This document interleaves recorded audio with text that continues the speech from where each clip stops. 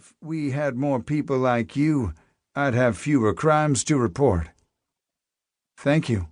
Jimmy wanted to believe Felix's high regard would remain intact, but he was afraid.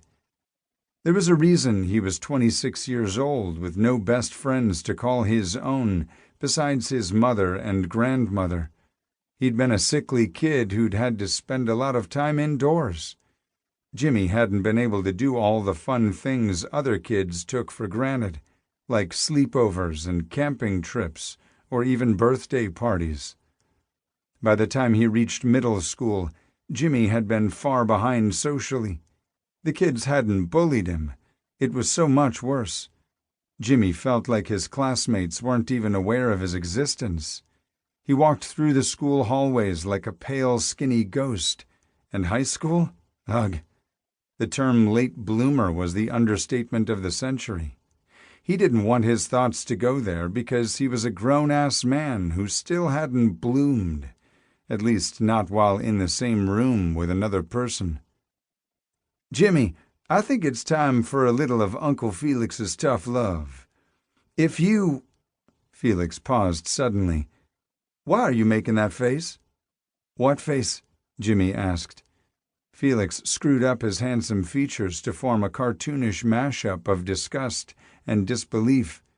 Jimmy was sure he'd never made such a face in his lifetime. Hell, he hadn't been aware a person could even make that expression. It was hard to take his mentor seriously when he looked so ridiculous. Laughing, Jimmy said, "Knock it off.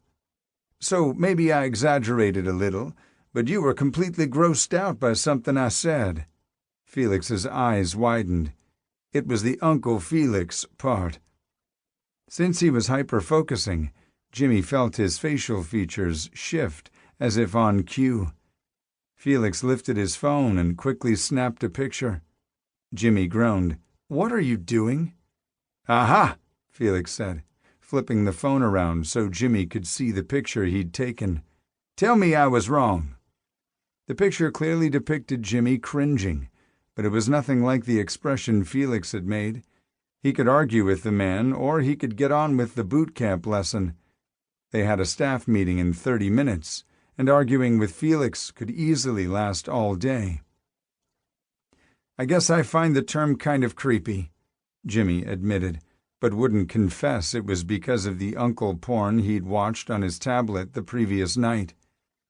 He had no reason to believe the two actors were really related, but it didn't stop his face from flushing bright red. "You're not old enough to be my uncle." Felix was only 10 years older than Jimmy.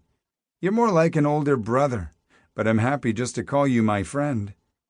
"I wouldn't take such an avid interest in just anyone's life," Felix said, as he extended his hand once more for his protégé's bucket list. "Jimmy, to find the confidence to pursue your dreams, you first must own them. If you can't speak your wishes out loud to me, a friend, or even quietly slide them across the desk, how will you ever find the courage to chase them?"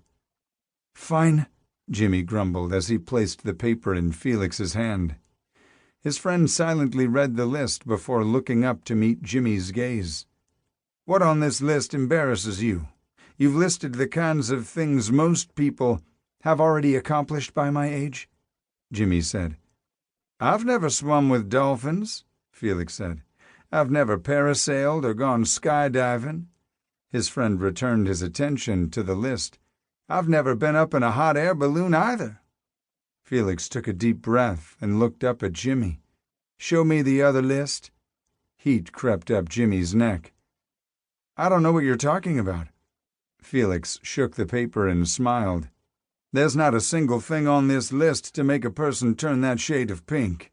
What do you call it, fuchsia?" Felix shook his head. "You've named personal and career goals anyone would be proud to discuss in a crowded room. Most of them are things no 20-something young man has yet achieved.